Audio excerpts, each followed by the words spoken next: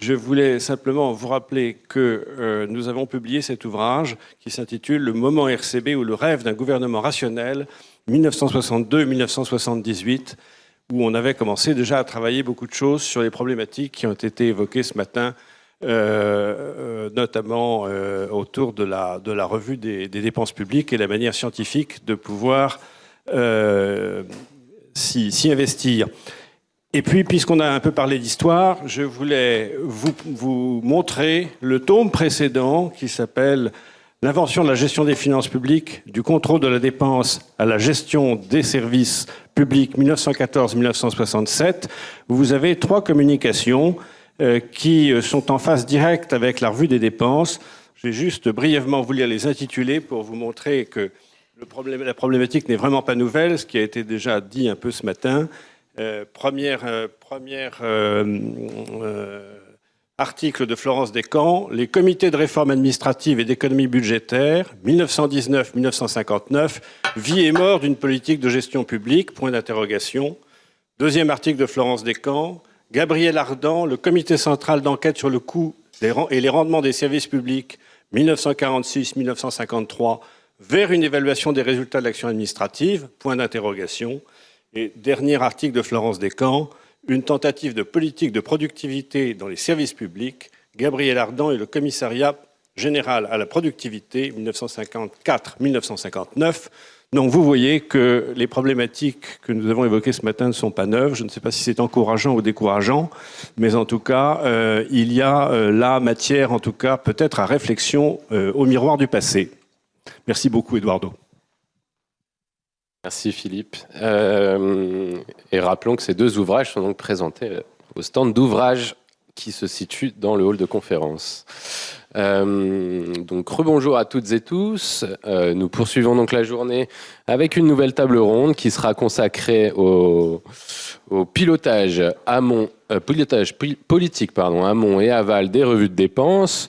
Comme nous l'avons présenté en début de journée, l'idée de cette journée était donc de comprendre quels sont les grands enjeux de gestion publique portés par les revues de dépenses. Et cette table ronde présente l'un d'entre eux, les enjeux de pilotage de coordination politico-administratif entre les différents acteurs publics que ce dispositif suppose. Les revues de dépenses sont en effet l'objet d'un portage politique et administratif qui concerne parfois les plus hautes sphères de l'État, comme cela a été rappelé ce matin, et dont la force semble être une condition sine qua non pour enrôler les acteurs administratifs concernés, et notamment parfois ceux qui sont potentiellement réticents à limiter leurs dépenses publiques. Pour autant, évidemment, un fort degré de centralisation du pilotage des revues de dépenses risque parallèlement d'engendrer des écarts entre la stratégie souhaitée et la réalité du terrain, comme l'ont montré certains rapports ayant analysé par exemple les résultats de la RGPP ou de la LOLF. Et parallèlement à cette question du degré de centralisation du pilotage, c'est aussi la question de la conduite du changement qui est au cœur des revues de dépenses, tant elles doivent théoriquement produire des réorientations de politique publique. En ce sens, au travers de cette table ronde, ce sont les 2 facettes du contrôle qui sont en jeu et dont on a parlé ce matin, à savoir le contrôle comme maîtrise des autorités publiques sur ce qu'elles produisent et le contrôle comme surveillance des résultats de l'action publique qui seront donc discutés dans cette table ronde. Et pour aborder cette question, nous avons le plaisir d'accueillir Madame Elva Bovard, qui nous vient directement de Bruxelles, où vous êtes chef adjointe de l'unité cadres fiscaux nationaux et institutions au sein de la Direction générale des affaires économiques et financières de la Commission européenne. Vous avez rejoint cette direction en 2016 et vous y travaillez notamment sur des dossiers horizontaux, parmi lesquels les examens de dépenses, les actifs publics et la budgétisation verte, des thèmes que vous avez déjà étudiés lors de votre expérience au sein du FMI entre 2010 et 2016. Vous êtes accompagné à votre droite d'Alfrún Tryggvadóttir, qui est senior policy analyst au sein de la division Public Management and Budgeting de l'OCDE. Alfrún, vous dirigez les travaux de la division sur le Machinery of Government et les examens de dépenses, thème que vous connaissez bien pour avoir participé à les mettre en œuvre lorsque vous étiez directrice adjointe du budget au ministère des Finances en Islande. Enfin, mesdames, vous serez accompagnées par Aurélien Colson, professeur de sciences politiques à l'ESSEC, Monsieur, vous dirigez l'Institut de recherche et d'enseignement sur la négociation depuis 2008. Vos thèmes de recherche ne portent pas à proprement parler sur les revues de dépenses, mais plutôt sur la négociation, la gestion des conflits et la conduite du changement que vous appréhendez à la fois au niveau diplomatique et géopolitique, mais aussi au sein des organisations publiques et privées. Votre expertise vous a conduit à conseiller une quarantaine de pays en matière de négociation, ainsi qu'à être conseiller technique au cabinet du Premier ministre de 1998 à 2002, puis chef de projet au commissariat général du plan, où vous avez dirigé entre 2002 et 2005 un groupe de travail sur la conduite du changement dans le secteur public. Merci à vous trois d'être présents aujourd'hui. Et j'aimerais, pour débuter cette session, adresser une question à Elva Bova et Hallfrún Tryggvadóttir sur le pilotage donc, des revues de dépenses. Est-ce qu'il existe aujourd'hui une grande diversité entre pays dans les modes de pilotage des revues de dépenses? Est-ce que vous pourriez peut-être nous donner quelques exemples concrets? Et pour finir, peut-être pour Elva Bova, est-ce qu'il existe un mode de pilotage qui est particulièrement promu par la Commission européenne?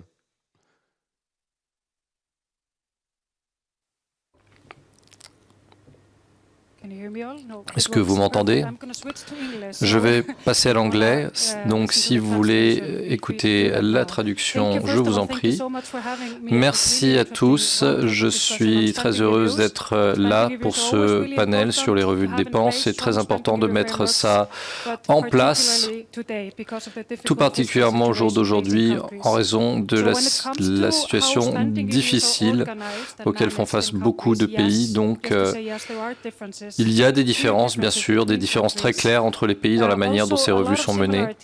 Il y a aussi beaucoup de similarités, mais lorsqu'on parle des différences, je pense que ça vaut la peine de souligner deux exemples. D'abord, il y a des différences très claires dans la manière dont le côté institutionnel des revues sont menées par les pays. C'est-à-dire, par exemple, qui mène le jeu en termes du cadre des revues de dépenses. Dans certains pays, c'est au sein du ministère des Finances, mais pas dans le département du budget. Il y a des pays qui font cela, la Slovaquie, la Pologne, la République tchèque. Ils ont créé des unités spécifiques, des agences spécifiques dans le ministère des Finances, mais qui sont en dehors du département budget. Il y a d'autres pays qui agissent différemment et je pense que ce que l'OCDE et je pense aussi l'Union européenne soutiendraient, c'est que lorsqu'on a cela, c'est quand on a ce genre de revue dans le ministère des Finances et dans le département du budget, c'est important d'avoir cet alignement, cette transversalité. Les pays qui font cela sont bien sûr le Danemark, les Pays-Bas, la Grèce, l'Allemagne et bien sûr la France aussi fait cela. C'est au sein du département du budget pour garder un lien très fort avec le process de budgétisation. Et il y a d'autres pays, je pense qu'Albo mentionnera quelques exemples de cela, qui ont ce process en dehors du ministère des Finances. L'Espagne par exemple, ils ont l'IFI. Ce sont eux qui font la revue de dépenses et ensuite ils font la liaison avec différentes agences. L'Irlande aussi, avant c'était dans le département du budget, mais ça a été maintenant confié à une agence externe au ministère des Finances. Donc voici certains exemples de cadres institutionnels. Et avant de donner la parole à mon collègue Alva, il y a aussi des différences sur la manière dont les pays font leur revue de dépenses, et ça c'est très important de le souligner également. Certains pays se sont focalisés sur des revues annuelles, ce qui veut dire que chaque année, on a un processus de sélection politique sur quel process on veut faire chaque année. C'est un processus annuel qui fonctionne comme ça. Il y a d'autres pays qui font une combinaison. Ils font une analyse périodique de la totalité de leurs dépenses. Donc par exemple, sur un mandat présidentiel, ils décident qu'ils vont analyser tout un pan des dépenses du gouvernement et ils le font dans le cadre de ce processus annuel sélectif, parfois en fonction de leurs besoins politiques. Donc c'est vraiment deux approches différentes qu'on observe en fonction des pays. Et il y a vraiment un pays qui fait un processus de revue total, et c'est un pays un peu à part, c'est le Royaume-Uni. Donc on peut peut-être parler d'exemples spécifiques, mais j'aimerais passer la parole à Alba d'abord. Est-ce que vous m'entendez bien? Je continuerai en anglais, je suis plus à l'aise en anglais. Effectivement, il y a beaucoup de divergences entre les pays au niveau de l'approche, au niveau du périmètre, en termes de structure de gouvernance d'un État à l'autre. Et on parle là de différences qui sont liées aux différents ensembles institutionnels, à la manière dont les États mènent leur cycle budgétaire. Donc, vu que les méthodes d'élaboration sont différentes, c'est normal d'avoir des revues de dépenses qui sont différenciées. On parle aussi de préférences et de priorités qui sont différentes. Et nous encourageons cette diversité. On parle aussi de nos États membres qui ont commencé à faire des revues de dépenses dans les années 80. J'ai appris aujourd'hui que la France aussi avait commencé tôt, mais les Pays-Bas, eux, ils ont commencé en 1981. Donc, ils sont à une phase de leur courbe d'apprentissage qui est assez plane. Ils ont beaucoup appris, ils ont adapté les méthodologies. Ça devient vraiment un processus routinier pour les pays nordiques. Ils ont institué les revues de dépenses assez tôt, au début des années 2000, et ensuite il y a de nombreux pays, comme ça a été mentionné aujourd'hui par le professeur Kahl, qui sont entrés dans l'arène plus récemment. Donc pour eux, ils sont encore dans une phase d'apprentissage pratique. Ils essayent d'améliorer leur technique, leur méthodologie et de monter en puissance. Beaucoup de ces États membres ont rejoint le groupe de ceux qui font des revues de dépenses après 2016, lorsque la Commission a publié des principes directeurs. Donc nous encourageons la diversité dans les approches, mais nous essayons aussi d'encourager une forme d'harmonisation formelle ou de donner des lignes directrices, un fort engagement politique, un suivi de meilleures pratiques dans la conception et la mise en œuvre, une surveillance continue, la transparence des pratiques, une communication continue avec le public et bien sûr les principes communs de la Commission. C'est aussi que nous encourageons les pays qui font cela à aligner la revue de dépenses avec l'élaboration du budget de manière annuelle et pluriannuelle. Mais en termes de structure institutionnelle, on se soucie assez peu de ça tant que ça marche. Je peux vous donner quelques exemples. Les exemples d'Alfroen sur les Pays-Bas, par exemple, ils ont un cabinet qui est impliqué assez tôt dans le processus. Il définit le type de référence, il définit l'horizon temporel et ensuite, c'est un comité de revue des dépenses qui formalise tout cela. Et les revues sont faites au niveau d'un groupe de travail. Donc on voit de plus en plus un système de gouvernance à 3 niveaux où il y a un cœur central qui est politique. Bien sûr, il y a des choix qui sont politiques, par exemple les zones à couvrir, les options de réforme. Le type de référence, la coordination est ensuite entre les mains du ministère des Finances, donc il y a généralement une unité permanente qui s'occupe des revues de dépenses et l'analyse en tant que telle nécessite l'implication de l'administration. Et peut-être qu'on peut parler de ça un peu plus tard. J'aimerais aussi vous parler du cas de l'Espagne. Comme l'a dit Alfroen, l'Espagne a délégué ça à un conseil fiscal. La revue de dépenses appartient à une agence particulière. Il y a une raison pour laquelle ils ont fait cela, c'est parce que l'Espagne, c'est un pays très décentralisé, donc c'était vraiment difficile d'obtenir des données, des sources d'informations des différentes entités du gouvernement. Et le Conseil fiscal avait l'expertise, mais aussi la capacité de faire cela. Ils avaient du mal au début, mais maintenant ils se coordonnent sur ce process. Cependant, ce qui va être passé en revue, c'est décidé par le gouvernement. Ensuite, l'analyse est faite par le Conseil fiscal, l'IAF, souvent avec le soutien de consultants extérieurs. Ils n'ont pas besoin d'être étrangers, mais ils font une partie de la revue. C'est un exemple. Alors, en principe, ce n'est pas ce qu'on recommanderait, mais ça fonctionne bien en Espagne.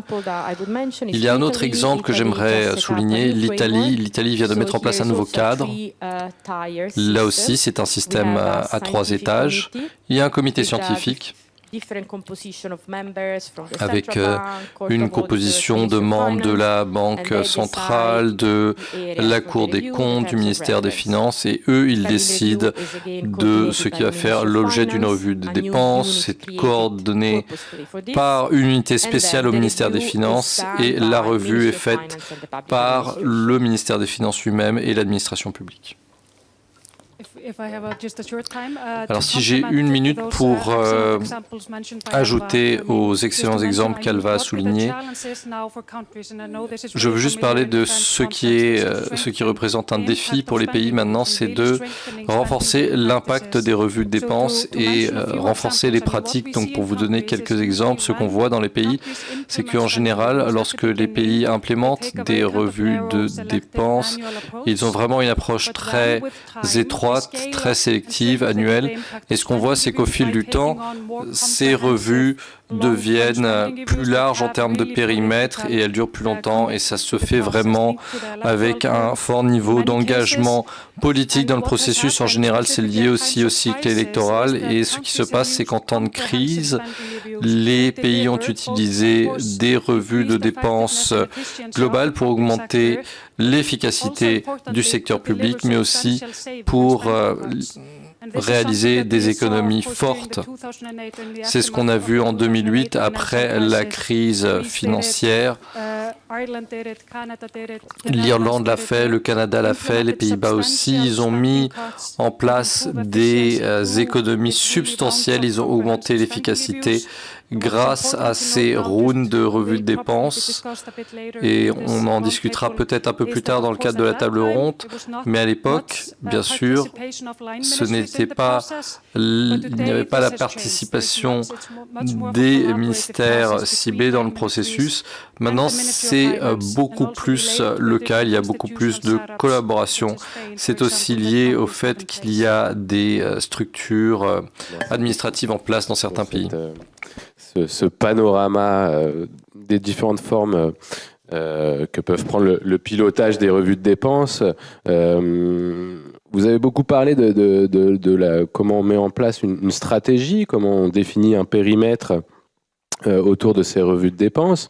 On voit bien que les ministères, notamment le ministère des Finances, est central dans la définition de cette stratégie, mais évidemment l'enjeu est aussi d'impliquer les autres ministères sur lesquels, dont les dépenses publiques sont analysées. Est-ce que, à votre connaissance, il y a des dispositifs singuliers, peut-être des formes organisationnelles? Vous parlez de conseils fiscaux qui sont indépendants, par exemple, des ministères. Est-ce que il y a des dispositifs particuliers qui sont mis en place dans certains pays pour justement impliquer ces ministères-là, peut-être dès l'amont, avant même que soient choisis peut-être les thèmes des revues, par exemple?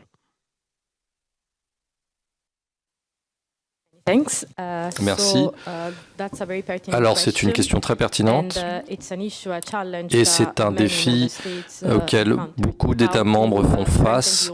Comment renforcer l'implication des ministères audités, tout particulièrement? Pourquoi est-ce que des ministères accepteraient de s'embarquer dans un tel processus qui est très coûteux en ressources, alors que la conclusion sera probablement de réduire les dépenses de leur propre unité? Donc il n'y a pas vraiment de dispositif unique qui permet de résoudre cela, mais il y a plusieurs petits conseils, dirais-je. Très peu d'États membres, nous l'avons remarqué, fournissent des encourage les unités à participer dans la revue de dépenses en leur fournissant par exemple des bonus, en leur disant par exemple que ce qui est économisé peut être réalloué. Ça s'est fait en Irlande, peut-être que Alfred en sait plus, ça s'est fait en Italie, mais on voit peu de ces réallocations dans d'autres États membres. Clairement, l'implication de l'administration dès le début de la revue de dépenses est un aspect clé. Et il y a impliquer des institutions indépendantes, ça peut avoir des mauvais côtés. Ce que l'Espagne a fait en Espagne, ça a très bien marché, mais dans d'autres pays, ça ne marche pas parce que pour eux, c'est très difficile d'accéder aux données. Les ministères eux-mêmes ont généralement des données. Donc pour les impliquer, ça veut aussi dire accéder à leurs données, à leurs informations, et ils ne doivent pas être impliqués uniquement dans la fourniture de la donnée, mais aussi dans l'analyse. Donc on voit que le ministère des Finances, en général, fournit le cadre, la formation, mais ensuite ce sont les ministères eux-mêmes qui font leur propre analyse et qui discutent des propositions à faire. De ce point de vue, on a quelques exemples. Par exemple, aux Pays-Bas et en Allemagne, la culture dans ces groupes de travail où tout le monde est assis autour d'une table et discute des propositions, c'est vraiment de mettre aucun veto, de dire on encourage vraiment tout le monde à parler et à présenter une idée. La même chose a été fait au Luxembourg. Il y avait l'idée qu'aucune réforme n'est trop petite, donc on peut aussi avoir une toute petite proposition pour faire des économies et ce sera pris en compte juste pour encourager la discussion. Il y a aussi un élément qui peut être important, la composition du groupe de travail, avoir de nombreuses voix. Donc non seulement les ministères impliqués et le ministère des Finances, mais aussi des experts externes. Nous pensons que si la revue de dépenses est formalisée dans une loi, en général, ce sera plus réussi. Et pour l'administration qui est passée en revue, ça veut aussi dire qu'ils ont plus de visibilité, ils s'attendent à un engagement politique, ils comprennent la nature du processus et quelles en seront les conclusions s'il y a une loi qui encadre ce processus et qui en énonce clairement les objectifs. Et enfin, sur un dernier point principal et final, nous sommes tous des serviteurs de l'État et nous savons que les fonctionnaires sont un animal unique. On a une motivation intrinsèque, c'est-à-dire qu'on se soucie vraiment de la conclusion, de l'intérêt commun. C'est ce qui a été dit aujourd'hui par Madame Lander. Donc si vous spécifiez clairement l'objectif et vous dites on veut économiser cet argent parce que si on réalloue les dépenses, ça nous aiderait à faire ceci ou cela, alors cela favorise l'intérêt commun. Ça, c'est aussi un autre outil qui fonctionnerait, qui déclencherait plus de motivation dans le cadre du processus. Alfred, vous voulez réagir? You want to react? Oui, merci beaucoup pour cette question très pertinente et très intéressante, car c'est vraiment un sujet très important dont on parle souvent dans le cadre de nos discussions sur les pays avec des revues de dépenses. Bien sûr, dans un monde idéal, les ministères seraient motivés à participer dans une revue de dépenses de manière autogène et ils voudraient optimiser leurs propres enveloppes de dépenses, mais malheureusement, ce n'est pas toujours le cas. Et généralement, ce n'est pas le cas du tout. Donc, ce qui est important à noter ici, c'est que aucun dispositif de motivation ne fonctionnera à moins qu'il y ait une forte volonté politique, un fort engagement politique en faveur du processus de revue des dépenses. C'est très important à noter. Et si vous avez cet engagement fort, les ministères concernés savent qu'ils doivent s'impliquer dans le processus de revue et ça devient un exercice collectif. Il faut que le ministère, par exemple, de l'Intérieur sache que l'année d'après, on va regarder le ministère de l'Éducation. Donc c'est très important aussi d'engager les ministres dans le processus. Ce n'était pas le cas plus tôt, tout particulièrement après la crise financière de 2008. On a parlé à certains pays à cette époque-là qui nous ont dit on doit juste faire des économies et on le fera avec ou sans la bénédiction des ministres. Ça, c'est quelque chose qu'on ne promeut pas. Il faut un fort degré de collaboration. Mais on doit aussi savoir que les revues de dépenses, c'est un processus que le ministère des Finances conduit pour optimiser les dépenses existantes. Donc on a besoin de collaboration, mais on a besoin d'un fort engagement politique. Et je voulais juste mentionner certaines des mécaniques de motivation que les pays ont mis en place. Et bien sûr, les pays qui ont ces motivateurs en place, ils ont un engagement politique fort en faveur du processus de revue. Et comme Elsa a dit, parfois, si on analyse un certain secteur de dépenses, ce ministre a droit de garder les économies qui ont été découvertes, les réallouer à une autre enveloppe du même ministère. Et à ce moment-là, on sait que l'on va réduire la pression des dépenses dans la prochaine phase des discussions budgétaires. Il y a aussi des pays où ils gardent 50%. En Grèce, ils gardent la totalité des économies qu'ils ont trouvées. Mais sinon, c'est aussi intéressant de voir que dans des pays qui ont beaucoup d'histoire, par exemple les Pays-Bas ou le Danemark, les deux font des revues de coûts très efficacement depuis les années 80. Les motivations financières, c'est que si les ministères demandent à faire des nouvelles dépenses, ils doivent négocier avec le ministère des Finances lorsqu'ils font une revue de dépenses afin qu'ils puissent faire cette nouvelle dépense. Donc c'est vraiment une très bonne pratique quant à la manière dont l'approche top-down fait face au processus de passage en revue. C'est une excellente pratique à avoir en œuvre. Et ensuite, c'est très important, les motivateurs devraient changer en fonction des besoins du gouvernement. À un moment, si un ministère trouve des économies, il peut les garder et les réallouer. Mais si vous avez vraiment une situation fiscale difficile, on peut tout simplement utiliser les économies pour baisser la dette. Donc ça, c'est aussi quelque chose de très important à noter. Et pour continuer sur ce qu'Elsa a dit pour le groupe de travail, il faut vraiment une représentation très large de différentes parties, donc les ministères qui savent ce dont l'argent est dépensé, le ministère des Finances pour garder l'œil sur l'impact budgétaire et bien sûr des universitaires. Une forte participation est très encouragée idéalement. Merci beaucoup. On le voit bien du coup là qu'il peut y avoir des dispositifs assez variés finalement pour impliquer les ministères réticents. Et finalement, ces questions de réallocation budgétaire entre ministères sont assez communes au-delà des revues de dépenses. Aurélien Colson, je vous voyais acquiescer aux commentaires d'Alfred Trigvadotir et Elva Bova. Est-ce que vous auriez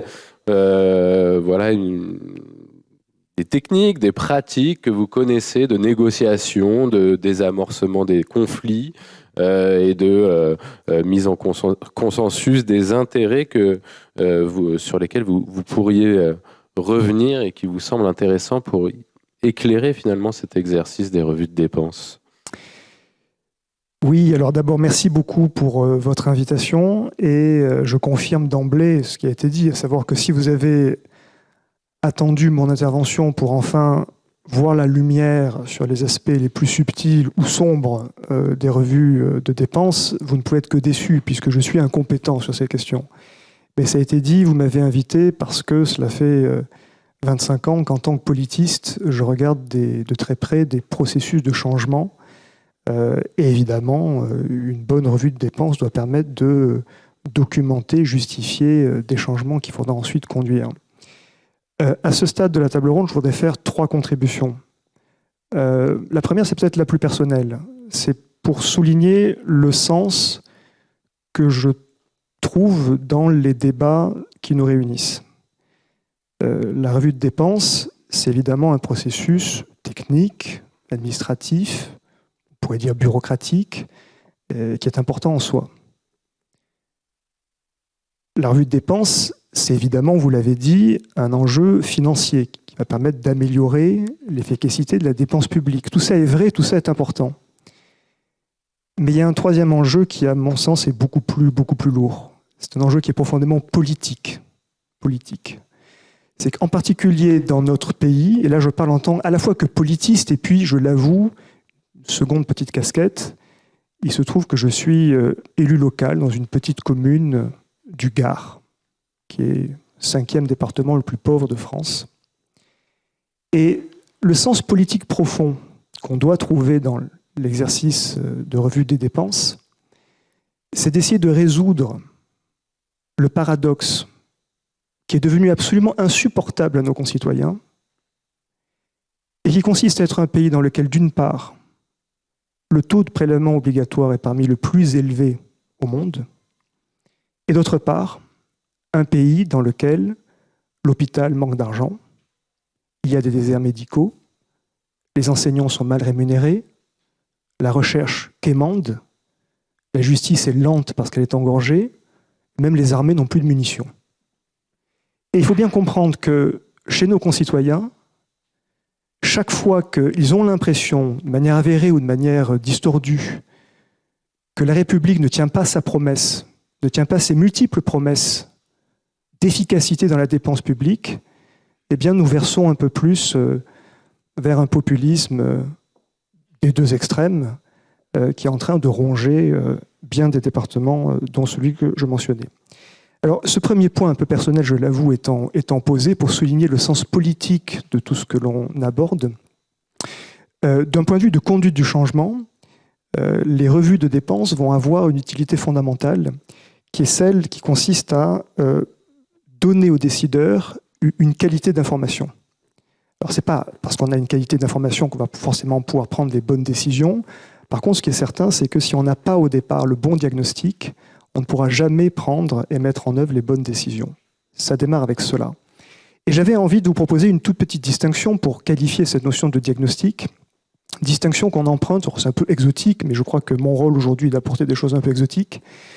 Distinction qu'on emprunte à un anthropologue qui s'appelait Clifford Geertz et qui, en 1973, dans un ouvrage très important qui s'appelle The Interpretation of Culture, a proposé cette distinction dans deux manières de décrire des phénomènes.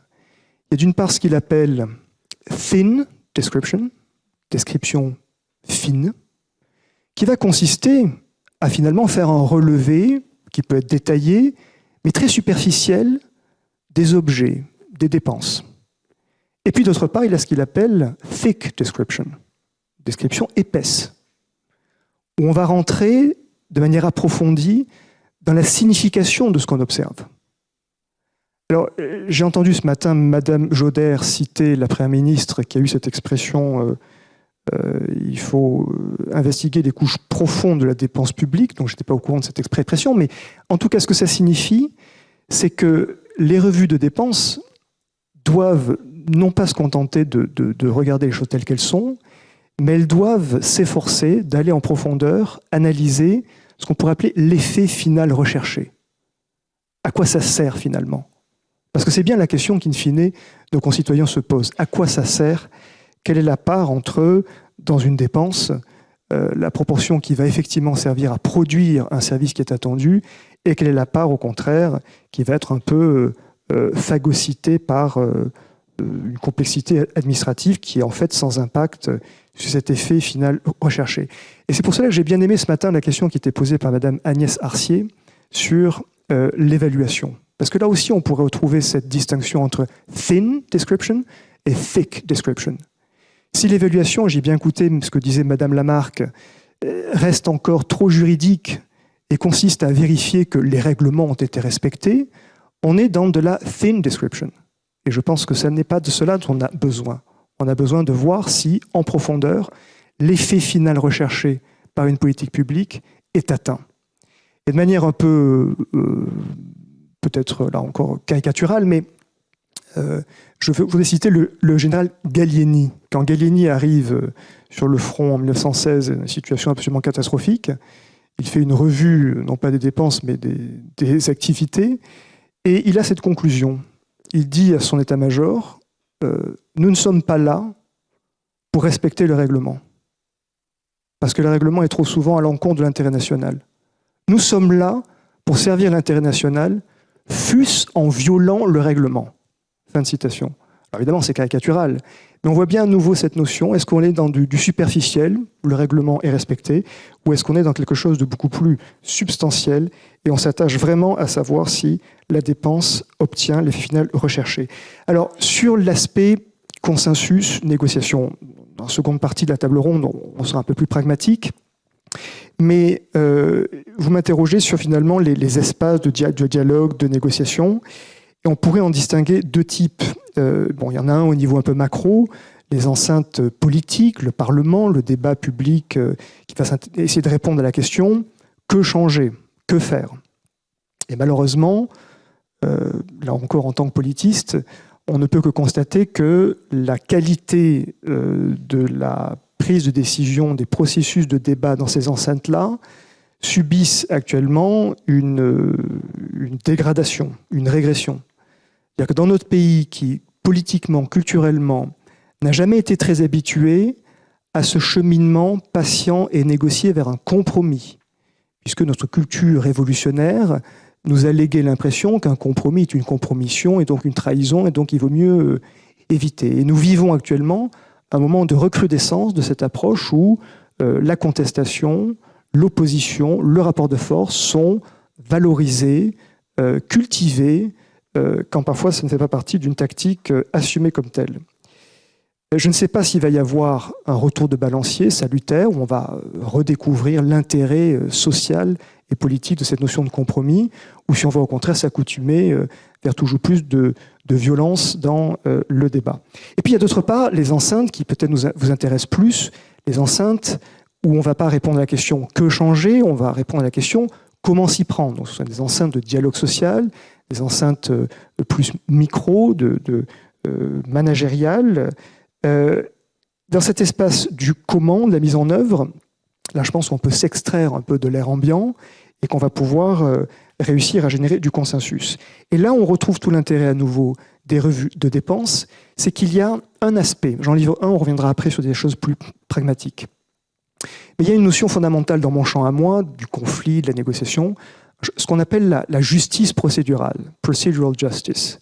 C'est un champ de recherche qui essaie de comprendre que finalement, si on construit des processus de conduite du changement qui sont respectueux, qui sont perçus par tous les protagonistes comme étant équilibrés, on a plus de chances d'aboutir à une décision, on a plus de chances que cette décision soit perçue comme légitime, et parce qu'elle est perçue comme légitime, on a plus de chances que cette décision soit effectivement mise en œuvre.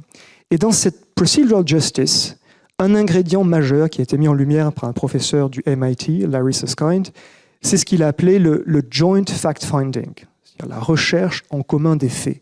C'est l'idée que on ne sait pas encore si on va pouvoir tomber d'accord, mais on peut au moins accepter, vous et moi, de commencer par chercher en commun les faits, c'est-à-dire d'établir un diagnostic partagé, objectif, et tant mieux donc si les revues de dépenses peuvent servir ce travail de constitution en commun d'un point de départ pour la conversation qui va suivre.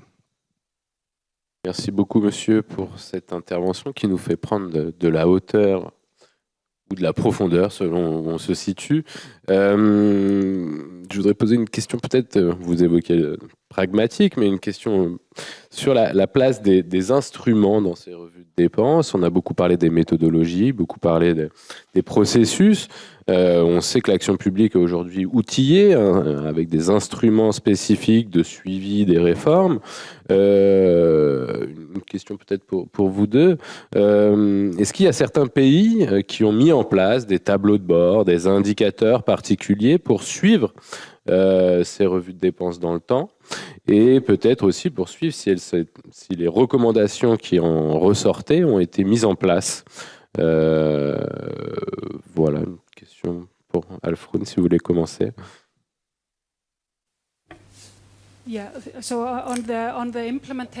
Sur la mise en œuvre de suivi des changements, c'est vraiment le grand défi actuellement. Lorsqu'on pense que c'est facile de faire les revues de dépenses, c'est très difficile de mettre en œuvre les résultats qu'on en sort. Il y a des engagements politiques forts au départ, avec une étude qu'on a faite il y a quelques années, et l'engagement politique décline avec le temps au cours du processus, ce qui veut dire que s'il y a un engagement très fort au départ, au moment de les mettre en œuvre, de définir le cadre, mais quand il s'agit de mettre en œuvre les résultats de cette revue, c'est beaucoup plus difficile pour les politiques parce qu'il y a des décisions difficiles à prendre et qui doivent être prises par les politiques. Donc le suivi des résultats, c'est vraiment la partie difficile dans beaucoup de pays. Mais ce qui est aussi important de noter, c'est que c'est un exercice qui est intensif en ressources, qui doit fournir un résultat, et les politiques vont s'engager dans le processus s'ils voient que ça apporte des résultats. Donc c'est très important de montrer qu'ils produisent quelque chose, qu'ils figurent dans le budget, qu'ils arrivent à quelque chose et qu'il faut le mettre en œuvre. En me préparant pour cette réunion, j'ai regardé une série de pays parce qu'on voit souvent que les meilleurs pays font les meilleures revues. Ils prennent en compte tout cela pour les négociations suivantes. Je pensais par exemple au Danemark et aux Pays-Bas. Ils disent non, on ne suit pas de très près la mise en œuvre. Elles sont incluses dans le budget. C'est quelque chose qui est fait de façon systématique. Mais il y a un pays que je voulais souligner qui a véritablement un système de mise en œuvre qui montre comment ils mettent en œuvre ces résultats. C'est la Slovaquie. Je crois qu'ils ont commencé il y a 5 ou 7 ans, et le FMI également a regardé les choses. Donc c'est un processus en 2 étapes. D'abord le processus du ministère des Finances qui met en route les places, qui définit le cadre, qui engage les parties prenantes. Ensuite, il y a le bureau du Premier ministre, le cabinet du Premier ministre. Donc les deux sont disponibles là-dessus. Je voulais simplement vous mentionner, je ne sais pas si vous pouvez le voir, ils ont un plan de mise en œuvre pour chaque examen de dépenses. Et ils ont un processus de sélection annuel où ils ont des indicateurs spécifiques. C'était une des questions. Parce que dans le mandat, pour chaque revue, on s'éloigne ce qu'on veut obtenir, comment on va le faire, qui va participer au processus d'examen, quelles sont les limites dans le temps, et ceci doit se refléter dans le plan de mise en œuvre en Slovaquie. Donc il y a des mesures, des sous-mesures, des indicateurs, l'état de lieu avant qu'on commence à dépenser, avant la menée de l'étude, quelle sera la situation après la mise en œuvre de l'étude des dépenses, qui est responsable, combien de temps ça doit faire et quelles sont les économies qu'on attend, ou le coût, et quelle est la source de financement. Voilà, c'est un plan qui est très spécifique, très précis. Je crois qu'aucun autre pays n'a une planification aussi avancée. Ça a l'air de très bien marcher chez eux, de se rapprocher du processus budgétaire et de mettre cela en œuvre dans le processus budgétaire au bureau du Premier ministre, et de voir comment on fait cette revue des dépenses, comment on les met en place, comment on l'inclut dans le budget prochain et la répartition vers les différents ministères pour mettre en œuvre les résultats tirés de la revue. Ce que l'on sait aussi, c'est que beaucoup de pays comme l'Allemagne et le Canada essaye de voir quelle est la capacité pour assurer le suivi de ces revues de dépenses. Mais je voulais dire aussi que pour ce qui est très important, c'est un cadre à moyen terme très ferme, parce que sinon on ne peut pas le faire dans le budget immédiat. C'est du moyen terme. Et c'est vraiment très important d'avoir ce cadre à moyen terme bien défini. Et une fois que c'est fait, comme c'est fait aux Pays-Bas ou au Danemark, c'est plus facile d'intégrer automatiquement le résultat de la revue dans le processus budgétaire. Je dirais que le défi qu'il y a de passer de l'étude au changement budgétaire, ça se fait en raison de raisons techniques. Parfois, les résultats de ces revues ne sont pas rédigés d'une forme qu'on puisse les indiquer directement dans le budget. C'est un peu technique. Quelquefois, il y a des amendements qui sont proposés en négligeant un petit peu une partie de la façon dont le budget fonctionne, où il y a des unités différentes, par exemple au ministère des Finances, qui interviennent en ne liant pas les deux procédures. Mais il y a aussi des raisons qui sont d'ordre politique. Et c'est de voir qu'après des années, on n'a pas bien défini l'objectif, le gouvernement change, les priorités du nouveau gouvernement ne sont pas les mêmes que celles de l'ancien. Donc, dans l'ensemble, même si vous avez bien décrit les résultats attendus, le gouvernement n'est pas toujours lié par ses propositions. Il peut demander un changement et pour indiquer ce qui choisit tel ou tel élément plutôt que tel autre. Sur ce point, la Slovaquie a ce système très efficace, très publié. En Espagne, il y a également un portail avec l'ensemble des propositions. Il y a un grand nombre de propositions qui, en fait, sont soumises au gouvernement. Ensuite, le gouvernement doit dire s'il les met en œuvre ou pas. Et c'est une information qu'on trouve avec énormément de transparence sur la page de l'IRF, en disant on ne sait pas comment ça va être mis en place et autres, et quelles sont les mesures qui sont prises.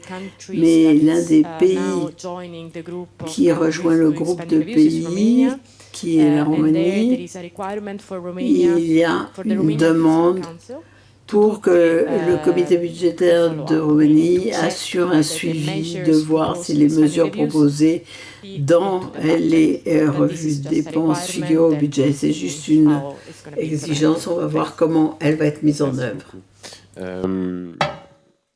On a bien exploré du coup le pilotage amont de ces revues de dépenses, se poser la question donc, du suivi. Aurélien Colson, les revues de dépenses ont évidemment comme visée objectif de proposer des changements stratégiques et opérationnels. De vos expériences et de vos travaux de recherche, est-ce qu'il y a des pratiques que vous retenez comme, vous évoquez le terme de pragmatique, pour réussir ces changements? Quelles sont les clés de la conduite du changement, que ce soit pour ces revues de dépenses ou de manière plus générale? Oui, alors c'est vrai que lorsqu'on aborde la question de la réforme de l'État, il y a toujours deux faces en fait. Il y a la face du contenu, que changer, que réformer. Et puis, il y a la phase du processus, c'est-à-dire les conditions concrètes qu'on va déployer pour mettre en œuvre le changement qui est voulu et atteindre l'objectif. Et pour préparer cette intervention, je me suis replongé dans un travail qui est un peu ancien, mais vous l'avez cité au début, qui est ce rapport que j'avais dirigé pour le plan, ce qu'on appelait à l'époque le commissariat général du plan, en 2005, sur la conduite du changement dans le secteur public. Et déjà à l'époque, j'avais proposé au commissaire Alain Tchégoyen de prendre vraiment l'angle du processus. On ne va pas du tout parler du que faut-il changer, mais on va parler du processus. Et juste un petit élément d'archéologie, mais c'est vrai que le processus ne va pas de soi, et à l'époque j'avais été frappé de la profusion de rapports très intelligents qui mobilisaient de très nombreux rapporteurs de différents corps d'État. Je pense par exemple au rapport Christian Blanc 93, au rapport Pic de 95. Je ne cite que des rapports anciens pour ne vexer personne. Mais ce qui m'avait frappé à l'époque, c'est que les multiples et très belles recommandations de ces rapports, d'abord, n'étaient pas mises en œuvre. On pourrait reprendre aujourd'hui ce qu'il y avait dans le rapport Pic, à mon avis, ce serait très minoritaire ce qui a été mis en œuvre, mais surtout passer absolument sous silence cette question-là. Non mais concrètement, comment on s'y prend ? Comment un ministre, comment un directeur général d'administration centrale, comment un patron de collectivité s'y prend concrètement pour passer à l'acte et mettre en œuvre les changements dont il a besoin. Et on était parti pour ce rapport de manière très pragmatique du réel, du terrain, en décortiquant 7 ou 8 cas de changement. Il y en avait 2 dans cette maison. Il y avait la Dreux, il y avait les douanes en amont de l'ouverture des frontières communautaires. Et puis on s'était intéressé à DGA, DCN, au ministère de la Défense, etc. Et c'est vrai que le travail a continué depuis, et on voit apparaître des bonnes pratiques.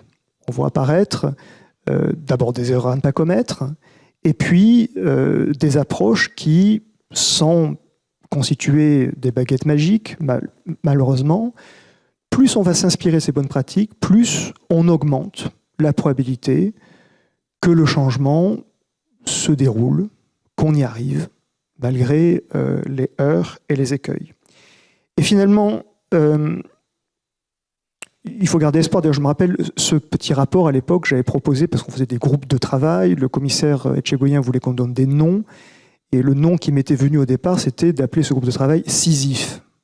Bon. Et puis on m'avait dit ce qui n'était pas faux, mais enfin c'est un peu négatif quand même si on peut imaginer Sisyphe heureux, hein, et puis bon. Et donc quand même, j'avais modifié le nom, on l'avait appelé Ariane, parce que Ariane nous sert à sortir du labyrinthe avec son fil et tout, donc on avait ramené un peu d'espoir.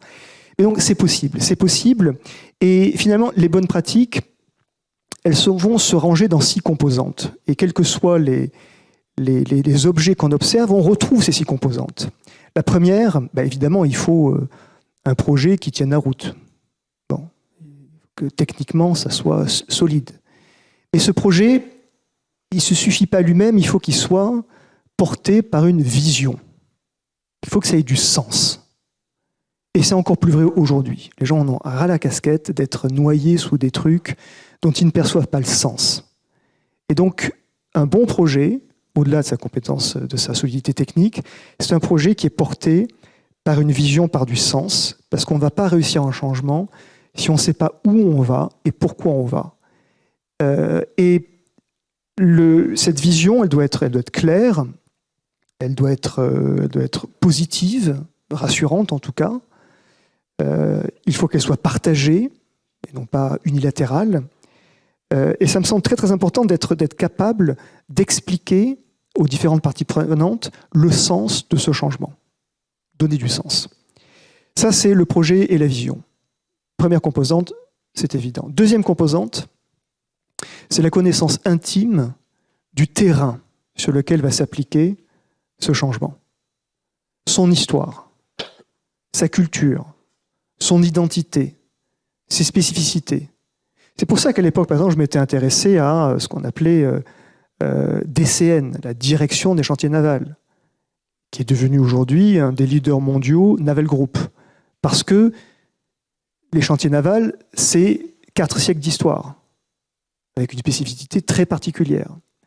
Et donc, on le voit, il faut qu'il y ait une connaissance très intime de la réalité du terrain. Et ça implique d'avoir un contact direct avec les hommes et les femmes qui sont sur ce terrain. Parce que sans connaissance intime de ce terrain, on peut avoir la plus belle démonstration technique qui soit, ça ne suffira pas à emporter la conviction. Au-delà du terrain, on s'est rendu compte qu'il y a aussi la question du moment.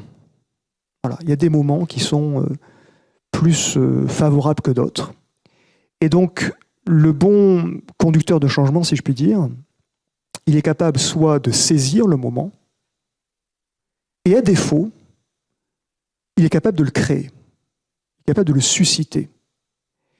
Et c'est vrai que dans le secteur public, c'est une des citations qui me revient, qui était dans ce petit rapport, l'une des personnes qu'on avait auditionnées nous avait dit dans le public, on vit dans l'éternité. Fin de citation. Et c'est vrai que si telle structure administrative ne se réforme pas, elle va fonctionner un peu moins bien, elle va coûter un peu plus cher, ou bien elle va coûter toujours pareil, mais fonctionner de moins en moins bien et avoir cet effet final recherché de plus en plus dégradé, mais elle va se poursuivre, elle ne disparaîtra pas. On vit dans cette forme d'éternité. Et donc il faut savoir parfois créer des effets d'échéance pour créer cette impression que non, on n'est pas dans l'éternité, il y a des bornes devant nous, il ne faut pas qu'on les manque, et ça peut générer cet effet de moment. Ce projet sur ce terrain, dans ce moment, quatrième composante absolument essentielle, et ma voisine l'a souligné à plusieurs reprises, c'est l'importance de la volonté politique.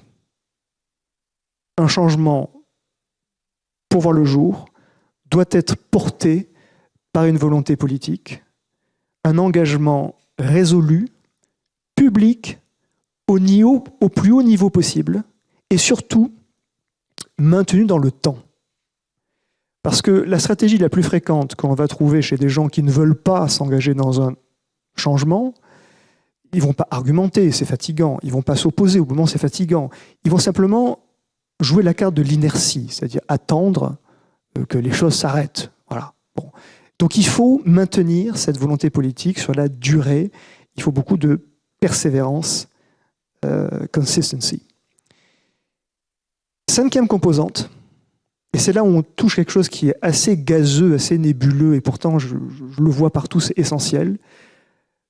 La tentative de changement, elle doit trouver à s'incarner. Pour le dire autrement, elle va s'incarner, pour le meilleur ou pour le pire, dans une personne ou dans une série de personnes. Et il faudrait prêter un peu plus attention à ces effets de casting, en fait. Qui va-t-on choisir pour porter un effort de changement? Parce que l'équation personnelle va compter. Alors ça renvoie à ce qu'on appelle le leadership, qu'on ne sait pas très bien définir, mais qui est absolument essentiel pour engager avec soi tout un corps social qui doit évoluer. Je parlais tout à l'heure de la direction des chantiers navals. Ça n'aurait jamais pu s'engager vers ce changement qui aboutit aujourd'hui à un leader mondial qui s'appelle Naval Group, s'il n'y avait pas eu à l'époque la personnalité de Jean-Yves Elmer, voilà, qui a su faire preuve de cette incarnation, de ce leadership. Voilà. Évidemment, ce n'est pas un individu seul. Hein. Le changement, ce n'est pas Napoléon Bonaparte sur le pont d'Arcole et qui franchit tout ça, sabre au clair.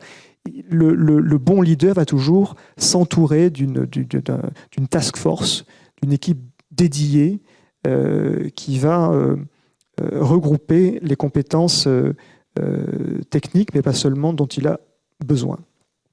Sixième composante, qui va faire le lien entre les 5 précédentes, c'est la qualité du pilotage. Le pilotage, ça va être comment on va gérer le temps. Quels sont les moments où il faut prendre le temps, parce qu'on a par exemple une préparation de terrain à construire, au contraire, quand faut-il accélérer, parce qu'il y a un temps de décision et de mise en œuvre. Ça va être comment on va mesurer les choses, ça a été dit, c'est important de mesurer. Comment va-t-on mobiliser, motiver?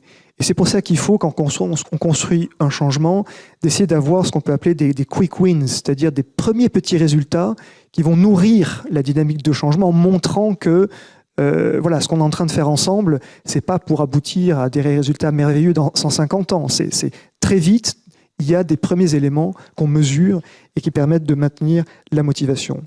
C'est savoir négocier. Et ça, c'est souvent un angle mort. Une négociation, ça se prépare. On réfléchit à une stratégie, on réfléchit à une tactique. Sont des choses auxquelles on n'est pas suffisamment formé. Et toute chose étant égale par ailleurs, si dans une négociation on s'y prend comme un pied, bon, mais les résultats ne seront pas les mêmes que si on s'y prend avec de la préparation, un certain sens tactique, et tout ça se travaille. Et puis c'est aussi communiquer. Communiquer à la fois dans le périmètre immédiat de l'espace administratif où le changement doit être conduit, mais aussi parfois communiquer vers des parties prenantes un peu plus éloignées, auprès desquelles on peut trouver des alliés. Je pense par exemple aux usagers. Voilà. Donc c'est un peu un ensemble de 6 composantes. Et pour celles et ceux qui en voudraient un peu plus, le rapport en question, il est toujours en ligne sur le site de la documentation française, c'est gratuit. Allez-y, il y a plein d'exemples et d'illustrations sur des choses très pragmatiques pour conduire le changement.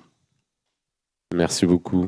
Vous avez beaucoup parlé justement de temporalité, de temps de l'action, de temps de la réflexion. On le voit bien qu'il y a un enjeu aussi autour des revues de dépenses qui est d'aligner, alors ça dépend des pays, on l'a vu ce matin, mais d'aligner le calendrier des revues de dépenses sur le calendrier budgétaire. Est-ce que pour vous, c'est une condition sine qua non de réussite des revues de dépenses? Et est-ce que vous avez en tête des exemples de pays qui ont particulièrement réussi ce passage de la documentation, on pourrait dire d'économie budgétaire, à des réformes concrètes de politique publique discutées notamment au sein du Parlement, par exemple? Merci. So it's not a condition sine qua non. Bon, ce n'est pas une condition sine qua non. Nous avons vu pas mal d'exemples de revues générales qui n'étaient pas nécessairement liées au budget, qui ont néanmoins été extrêmement efficaces et ont suscité pas mal d'économies parce qu'elles peuvent aller en profondeur, ces revues. Quand vous avez par exemple une revue des dépenses qui s'applique au budget annuel, certains États membres auraient très peu de mois pour s'y pencher. C'est le cas au Danemark, par exemple. Ils commencent en février et dès mai, ils doivent avoir des résultats et des suggestions de réforme. Ça ne vous permet pas d'avoir vraiment une revue très détaillée parce que les résultats sont attendus très proches après quelques mois. Donc généralement, ce sont des choses plus spécifiques, très ciblées. D'autres États membres commencent plus tôt ou bien ils commencent en février et ils ont une année pour se faire. Mais nous voyons par exemple quelques avantages à avoir aligné le budget et le processus budgétaire et les revues des dépenses. De les voir alignés, ça permet de développer une culture de la performance dans l'évaluation du budget parce que si l'exercice se répète de manière régulière, et les parties prenantes du processus s'attendent à ce que les résultats soient injectés dans le processus de planification budgétaire, à ce moment-là, ça crée plus de cohérence. C'est plus suivi, il y a davantage de motivation et plus de continuité dans le processus. Et donc, ces capacités que vous avez fini par développer auprès du personnel, eh bien, elles restent en place. Parfois, il y a des grandes revues de dépenses qui couvrent plusieurs années et puis après quoi, rien n'est fait. C'est juste un one-shot pour lequel vous avez investi pas mal de temps et d'argent dans la formation des gens et le développement de leurs capacités et qui ne sont pas utilisées ou dont on ne bénéficie pas dans la durée. Ensuite, vous avez parlé auparavant d'alignement de 2 processus. Et ça permet de combler le déficit entre les résultats d'une revue des dépenses qui ne sont pas immédiatement transférables en options budgétaires, mais s'ils sont alignés, évidemment l'idée c'est de présenter certains des résultats de façon à ce qu'ils puissent être ou faire l'objet d'une discussion immédiate au Parlement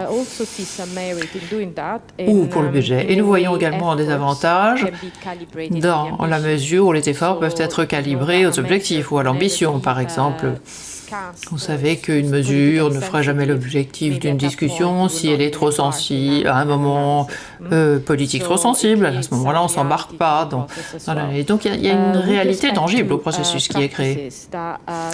Pour ce qui est des pratiques qui ont donné lieu à des réformes concrètes, eh bien, nous avons des exemples que nous avons trouvés dans notre revue des dépenses. Peut-être que ce n'est pas très récent, évidemment, 2015. Mais pour ce qui est de revues de dépenses qui ont eu ou donné lieu à des réformes budgétaires, nous parlons de processus comme un changement dans les achats groupés, qui a très bien marché en Espagne et aussi au Portugal, pour ce qui est sur tous les achats groupés dans le secteur de l'énergie. Ça, c'est le résultat d'une revue des dépenses et qui a été mise en œuvre juste à la suite de celle-ci. Dans certains autres cas, nous parlons de plus petites revues de dépenses, par exemple en Estonie, qui mènent des des revues de dépenses annuelles. Ils en ont fait une pour l'innovation et puis ils ont créé une passerelle vers les entreprises à la suite de cette revue des dépenses en recherche et innovation. Et ils ont créé un véhicule public conjoint. Le Luxembourg, autre exemple, a mené une revue des dépenses assez générale qui était liée aux propositions budgétaires de l'année qui suivait, et pour plusieurs années de suite. Et ça a donné lieu à des réformes assez intéressantes. Ils ont fusionné des instituts de recherche pour faire des économies d'échelle et ils ont réformé leur système d'assurance et ont créé un fonds pour les jeunes. Donc, il y a d'autres exemples, par exemple en Grèce, il y a eu des économies qui ont été réalisées dans télécommunications du secteur public. À Chypre, une revue des dépenses a mis en lumière une certaine inefficacité dans le système des canalisations des eaux nationales et ceci a donné lieu à une réforme. Donc ceci nous ramène au point que j'ai soulevé ce matin, c'est-à-dire que nous essayons de voir comment un animal qui peut prendre différentes formes, quand je dis animal, il s'agit des différentes revues des dépenses, cet animal protéiforme peut donner lieu à un processus qui donne lieu à des réussites. Peut-être juste une dernière question pour Alfred Tryggvadottir. Aurélien Colson parlait de l'importance de la communication dans son 6e point qu'il a présenté précédemment. On pourrait penser justement que ces recommandations autour des revues de dépenses, des méthodologies peuvent être assez opaques finalement pour les citoyens ou voire même pour les élus. Est-ce qu'à votre connaissance, il y a des pays qui ont fait un effort particulier de clarification, de mise en transparence des informations qui sont produites par ces revues de dépenses, afin finalement que la société civile se saisisse de ces résultats et que cela puisse conduire à un débat démocratique.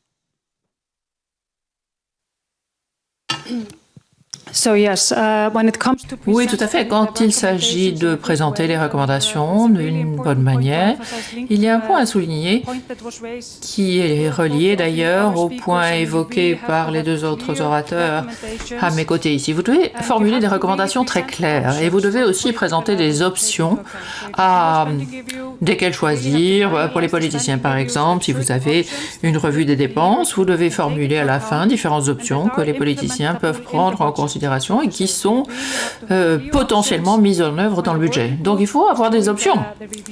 Quand le groupe de travail conduit une revue de dépenses, ils doivent dire alors, option numéro 1, vous pouvez faire ceci et ça donnera lieu à des changements dans la composition du budget, ou vous avez l'option 2, etc. Donc il est très très important d'offrir des options claires à niveau politique.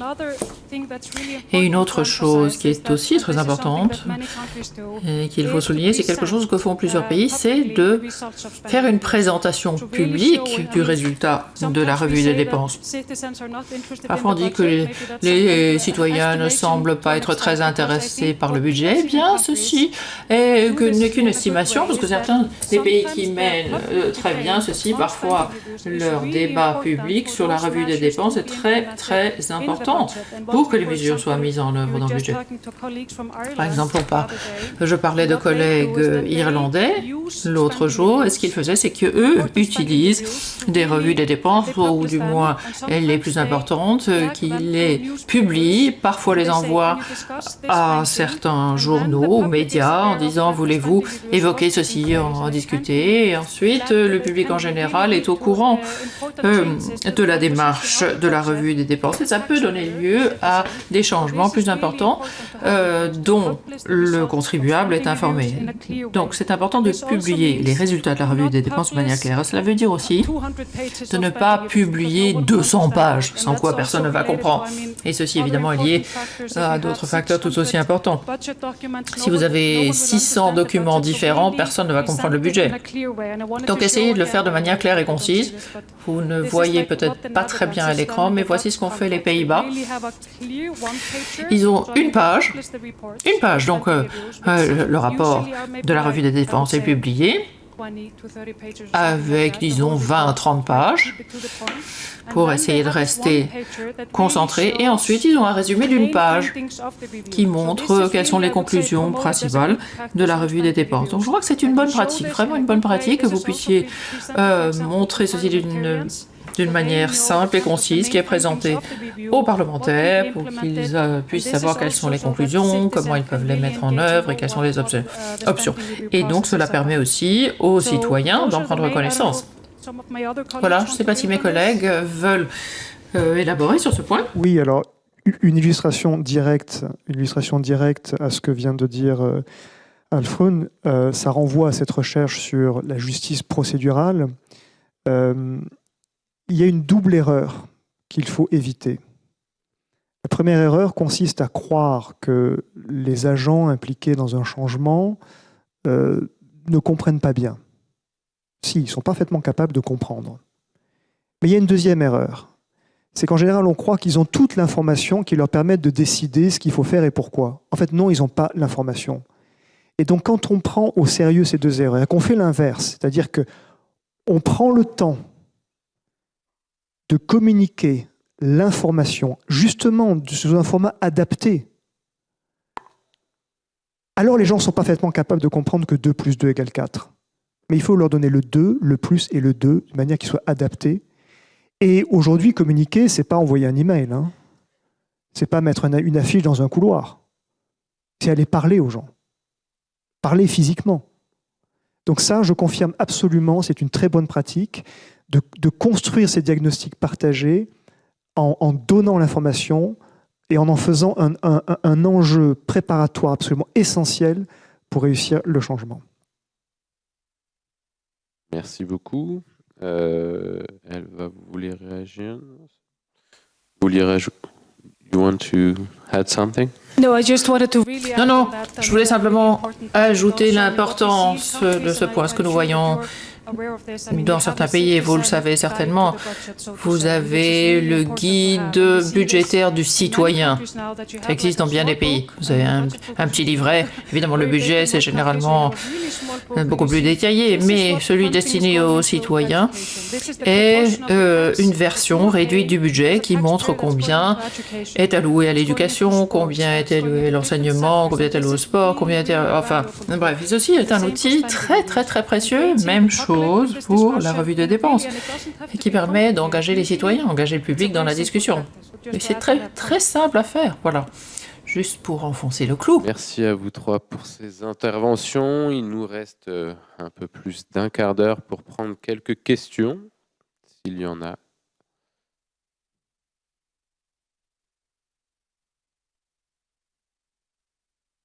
Oui, allez-y, madame, vous pouvez appuyer sur le micro.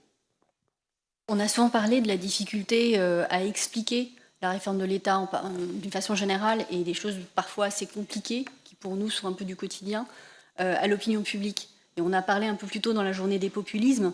Comment est-ce qu'on fait pour communiquer sur notre sujet d'aujourd'hui? Est-ce qu'une revue de dépenses, c'est pas tout simplement un terme trop abscon pour définir en quoi le gouvernement essaie de s'adapter à la demande d'un meilleur service public par l'opinion publique aujourd'hui?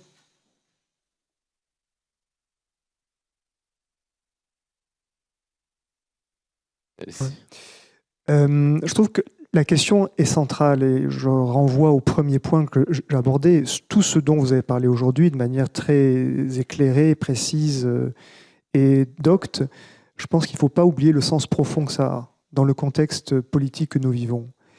Je suis assez intéressé par la démarche qui a été lancée par M. Gabriel Attal, qui consiste à essayer d'expliquer un peu mieux à quoi sert finalement l'argent payé par... Enfin bon.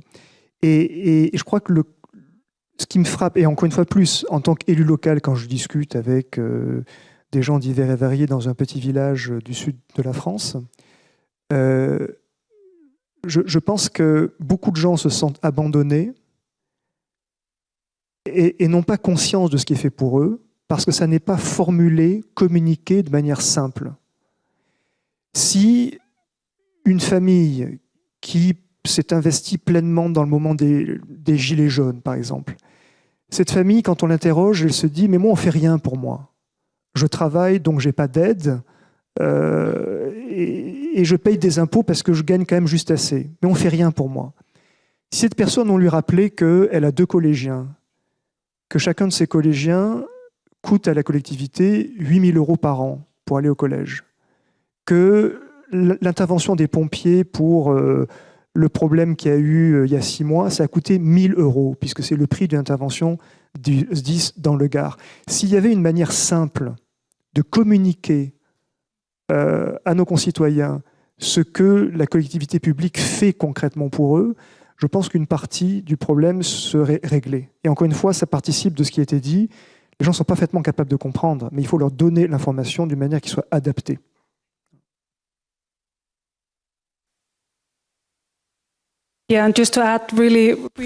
Oui, et pour ajouter quelque chose sur ce point, cette conférence, par exemple, est très importante. Je sais que c'est une conférence interne, mais il est très important de parler aux gens des réformes en cours, de ce qui se passe dans d'autres pays, de comment on fait les choses ailleurs, de ce qu'on peut en apprendre. Il est important d'avoir un site web qui explique aux citoyens, par exemple, d'expliquer ce que c'est une revue des dépenses. Il s'agit de voir si l'argent du contribuable est investi de manière efficace. Donc il faut communiquer aux gens de manière simple et claire.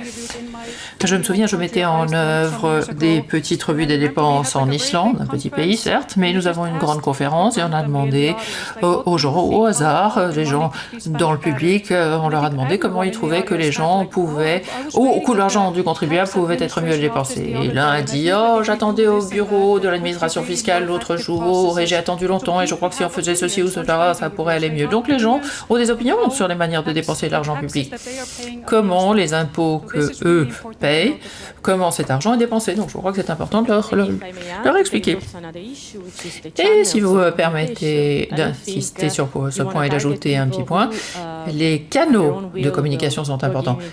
Par exemple, vous n'arriverez pas à toucher tous ceux qui vont par exemple aller directement au site de l'administration publique. Alors il faut utiliser les réseaux sociaux. Je ne sais pas pour ce qui est de la budgétisation ferme, mais peut-être qu'il faut utiliser un réseau social, peut-être TikTok ou autre, et vous essayez d'atteindre une majorité de la population par ce biais. Essayez de choisir les canaux de la communication les plus idoines. Et le format, évidemment, s'adapte ensuite aux médias utilisés. Il y a d'autres questions, oui. Philippe, vas-y. Oui, Philippe Masquelier, responsable du département Histoire à l'IGPDE. Ma question s'adresse à tous les intervenants, intervenantes, mais peut-être plus particulièrement M. Colson, vous parliez du cas des chantiers navals et de la dimension historique de 4 siècles qu'il y avait derrière. Est-ce que vous pourriez développer le rôle de l'histoire et la manière dont vous l'appréhendez dans le sujet dont il est question dans le cadre de la table ronde?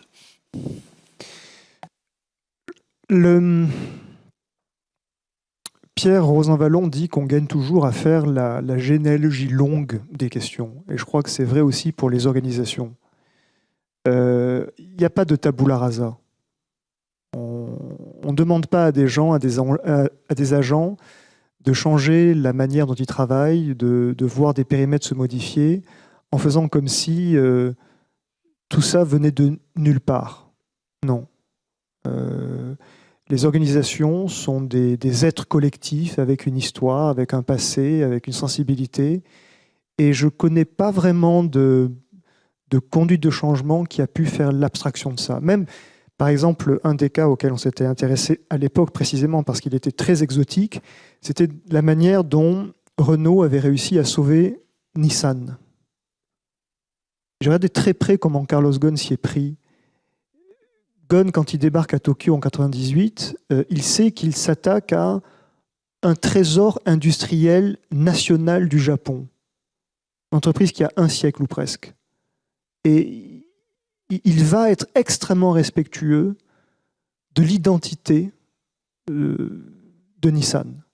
Il sait qu'il va devoir changer beaucoup de choses. Mais il ne prétend pas débarquer en disant « I know best » et désormais on va faire comme ça. Et si je peux avoir peut-être Non, c'est bon, enfin, j'aurais peut-être une question pour nos collègues après, mais priorité à la salle. Donc, en tout cas, c'est une règle d'or de toujours commencer par bien comprendre d'où vient l'organisation qu'on s'apprête à faire évoluer dans une étape de plus de sa vie. Mais d'où vient-elle, cette généalogie longue?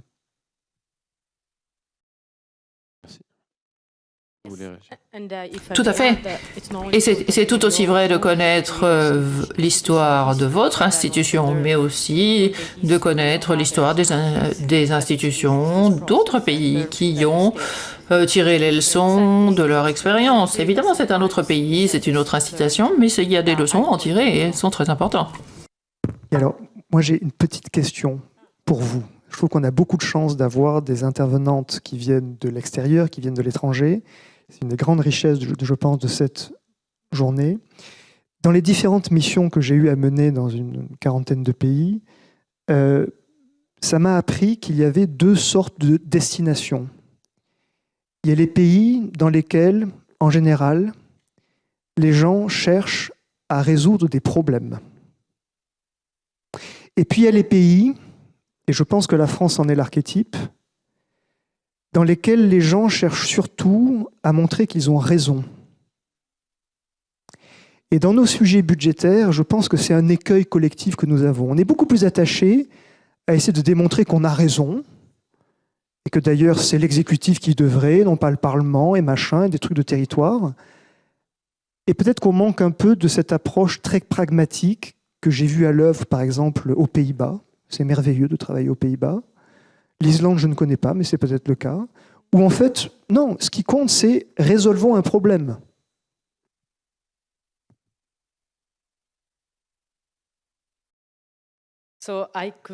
Alors évidemment, je ne peux pas donner mon avis sur ceci parce que tous les États membres sont égaux et nous les traitons de manière égale, mais évidemment il y a des différences dans l'approche culturelle. Certains sont plus philosophiques, d'autres plus culturels, d'autres plus pragmatiques. Mais si évidemment vous deviez diviser les États membres en groupes, eh bien il y a les deux groupes de tendances que vous avez mentionnés. C'est assez facile de mettre les uns et les autres dans les deux groupes, mais vous verrez d'excellents exemples dans les pays qui ont eu beaucoup de mal auparavant. Par exemple, la Grèce, où vous auriez tendance à mettre la Grèce dans la catégorie plus semblable à la France, c'est comme l'Italie et l'Espagne. Et je veux dire que l'Espagne a fait beaucoup de progrès. Pour ce qui est de la revue de défense, ils ont remis en question tout leur système, vraiment de manière extrêmement entrepreneuriale, et ainsi que pragmatique dans leur approche. Donc il y a souvent des surprises. Beaucoup de surprises. C'est vraiment une question fantastique parce que ça vous fait réfléchir sur la manière dont vous jugez les pays. Alors, la France est un grand pays, évidemment, et pour un pays qui est important, mettons-le en ces mots-là.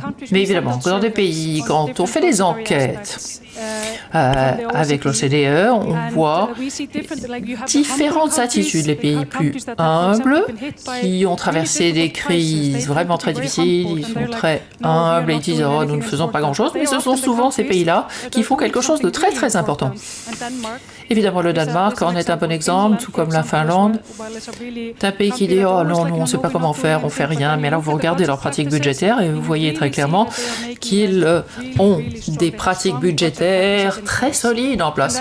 Et ensuite, vous avez des grands pays qui ont toujours des grands efforts, et peut-être que c'est plus difficile pour eux de dire « Bon, ils aimeraient bien être l'exemple, ils veulent être le pays important vers lequel les autres pays regardent », mais dans ce monde en changement constant de réformes budgétaires, nous pourrons tous apprendre les uns des autres. La France du Danemark, le Danemark de l'Allemagne, enfin bref, ça tourne parce que les pays ont traversé des crises de types différents, sont confrontés à des défis différents.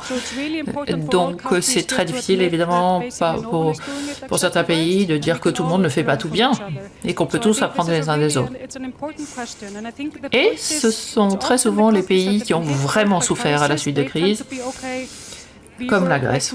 Moi, je dirais que je mettrais la Grèce dans l'autre catégorie. C'est vraiment le pays qui se dit « Oh là là, je sais pas ce qu'on est en train de faire, je crois pas qu'on fait quelque chose de spécifique ». Mais quand vous regardez vraiment à ce qu'ils font et à l'équilibre budgétaire en Grèce, ils ressortent de la crise de manière assez remarquable. Alors, je ne sais pas si c'est parce qu'ils ont collaboré très étroitement avec le FMI, qu'ils ont changé le travail budgétaire, mais ce serait une étude de cas assez intéressante, à mon avis, que celui de la Grèce.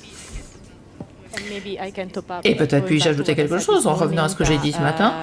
C'est que vous avez fait beaucoup de progrès dans d'autres domaines et pour ce qui est de l'élaboration du budget, évidemment, et après ça, l'Italie, en fait, ce ne sont pas toujours les usual suspects, donc j'aimerais féliciter la France. Merci. Je crois qu'il y a 2 questions au fond de la salle. Allez-y, mesdames. Oui, merci beaucoup.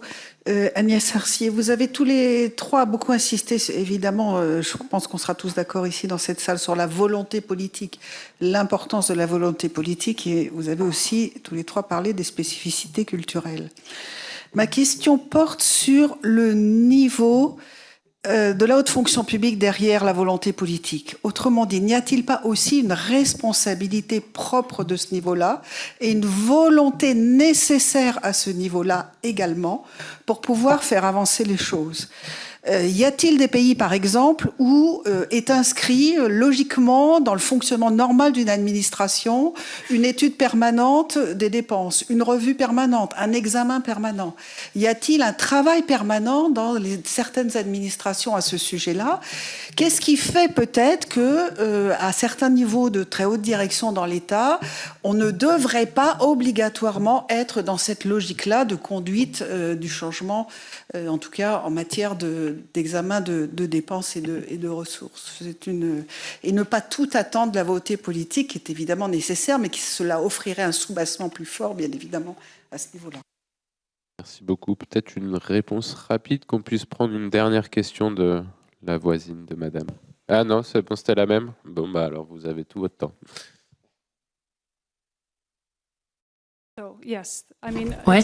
Alors, je vais répondre en premier. Excellente question. Alors, qu'est-ce qu'on attend des fonctionnaires? Parce qu'évidemment, on ne peut pas s'attendre à ce que les politiciens soient toujours engagés à fond quand vous êtes en train de mettre en œuvre une revue des dépenses ou vous êtes en train de faire de budget pour la révolution verte. C'est important. Et les fonctionnaires peuvent préparer le terrain de manière très stable et ils peuvent sous-tendre les réformes en préparant la base quand il s'agit des fonctionnaires et des revues de dépenses. Ce sont eux qui acceptent les options et qui les présentent aux politiciens. Ce sont eux qui organisent tout ce qui est alentour du cadre. Donc il est très important que les leaders politiques interviennent au moment idoine. Mais ils sont très occupés, on ne peut pas s'attendre à ce qu'ils soient toujours disponibles et ils participent toujours. Mais quand on parle, par exemple, de l'Union européenne, quand il s'agit de mettre en œuvre les revues des dépenses, il faut qu'il y ait un vrai soutien politique.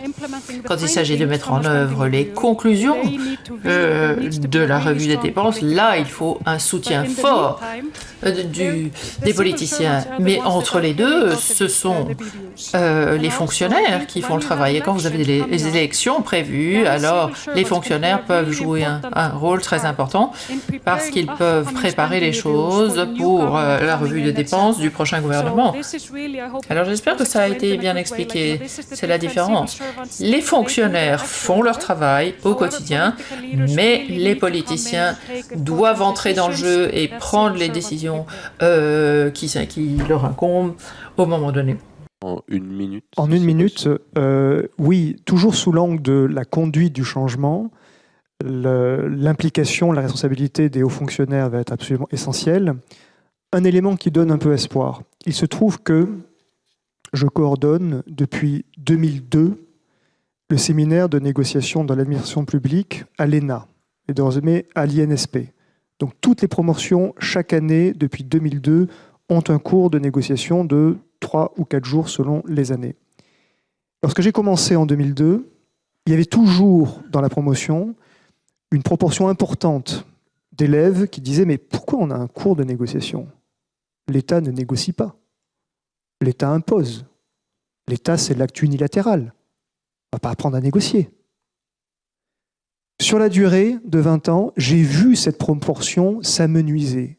Et aujourd'hui, plus aucun élève de l'INSP ne s'étonne d'avoir un cours de négociation. Ils savent tous qu'ils vont avoir à négocier pour construire du consensus et, si besoin, gérer de manière digne le dissensus. Donc la tendance est bonne. On a tout pile.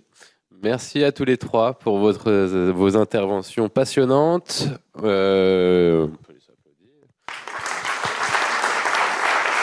Et on se retrouve dans un quart d'heure avec un entretien avec Catherine Sueur, la chef de l'Inspection générale des finances, qui nous expliquera son rôle dans ces revues de dépenses.